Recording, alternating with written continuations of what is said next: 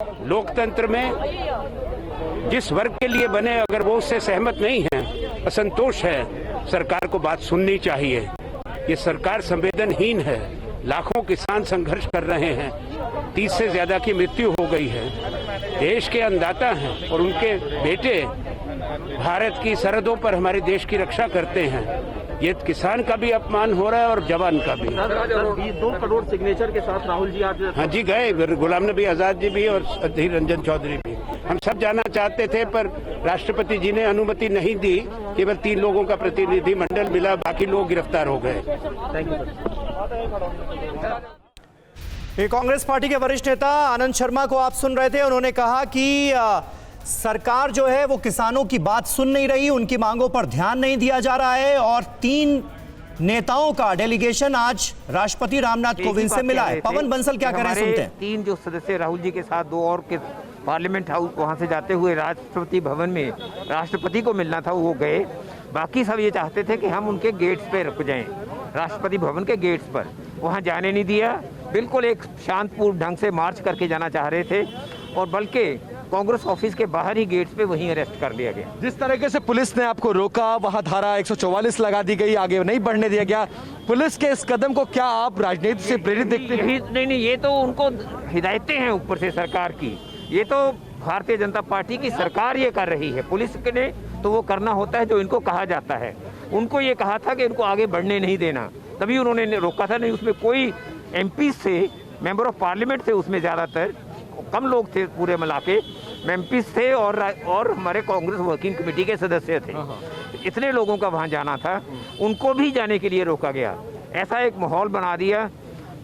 सदस्यों को, लोकसभा के, राज्यसभा के सदस्यों को पार्लियामेंट में नहीं बोलने का मौका, उनको अपनी बात कहने का भी नहीं। इस कारण उनको सड़कों पे आना। लेकिन राहुल गांधी आज बहुत एग्रेसिव दिखे। एक तरफ राष्ट्रपति भवन में उन्होंने मोर्चा संभाला हुआ था और दूसरी तरफ सड़क पर प्रियंका गांधी ने मोर्चा संभाला था। क्या इस मुद्दे को कांग्रेस टेकअप कर चुकी है? कांग्रेस जान रही है कि यही एक मुद्दा है जिसके जरिए बीजेपी को घेरा जा सकता है? उनको घेरने के लिए नहीं करते। भारतीय जनता पार्टी तो अपने आप ऐसी बातें करती है जिस कारण वो घेर रहे हैं। हम तो जो मुद्दे हैं, राहुल गांधी जी, प्रियंका जी, पूरी तमाम कांग्रेस उसको उठा रहे जो लोगों के साथ ताल्लुक रखने मुद्दे हैं उनको उठा रहे हैं। इसके अलावा दीपेंद्र हुड्डा भी हमारे साथ है, राज्यसभा सांसद। दीपेंद्र जी, आप लोगों को अरेस्ट करके लाया गया था, अंदर क्या कहा गया? आप लोगों ने क्या कहा? प्रियंका गांधी ने क्या कहा? बिना किसी वजह के डिटेन किया गया। कुल मिला के लोकतंत्र में विश्वास रखने वाली सरकार नहीं है मेरे ख्याल। ये गुंजाइश विपक्ष की आवाज़ सुनने की होनी चाहिए किसी भी लोकतंत्र में। दुर्भाग्य है कि जिस तरीके से संसद का सत्र कैंसिल, राष्ट्रपति के पे जाने पे पाबंदी, धारा 144, डिटेन, बड़ा दुर्भाग्यपूर्ण। लेकिन बीजेपी कह रही है कि किसानों के मुद्दे पर कांग्रेस के पास कोई मुद्दा नहीं था। किसानों के मुद्दे पर आप राजनीति कर रहे हैं, राजनीति से प्रेरित है आपका ये कदम?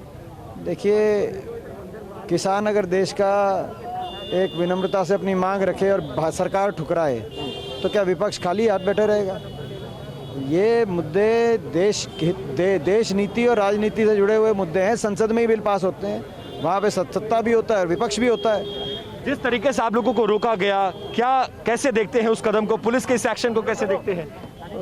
मैं पुलिस के एक्शन को बहुत दुर्भाग्यपूर्ण मानता हूँ और पुलिस का दोष नहीं मानता मैं। ये तो सरकार की नीयत लोकतंत्र में विपक्ष को बिल्कुल जगह देने की नहीं है। लेकिन सरकार तो दीपेंद्र हुड्डा से बात कर रहे हैं हमारे सहयोगी विपिन चौबे। हमारे एक और संवाददाता कुमार कुंदन भी इस वक्त मौजूद हैं। कुमार, आधे घंटे तक दिल्ली पुलिस की हिरासत में रही प्रियंका गांधी और कांग्रेस पार्टी के तमाम बड़े नेता। फिलहाल उनको रिहा कर दिया गया है। अब कांग्रेस की आगे की स्ट्रेटेजी क्या नजर आ रही है? सरकार घिरती नजर आ रही है किसान आंदोलन को लेकर, नए केंद्रीय कृषि कानूनों को लेकर? देखिए समीर, जिस तरीके का पॉलिटिकल माइलेज लेने के लिए कांग्रेस चाह रही थी वो उसे कहीं न कहीं मिलता हुआ दिख रहा है और पूरे स्ट्रेटजी के तहत कांग्रेस ने इस पूरे कार्यक्रम को अंजाम दिया।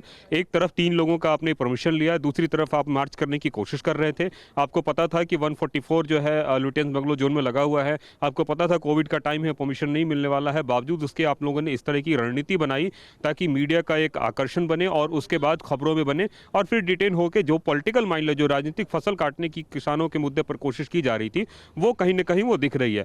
आज राहुल गांधी ने एक बहुत बड़ी बात कही है, उन्होंने फिर दोहराया है कि किसी भी हालत में सरकार को ये तीनों कानून वापस लेना पड़ेगा। समीर, आपको बताऊं, किसान पहले सिर्फ एमएसपी की बात कर रहे थे, बाद में उन्होंने कुछ डिमांड और बढ़ाई और अंतिम जब वार्ता का दौर आया तो उसके बाद उन्होंने सिर्फ और सिर्फ काला कानून वापस लो का नारा दिया।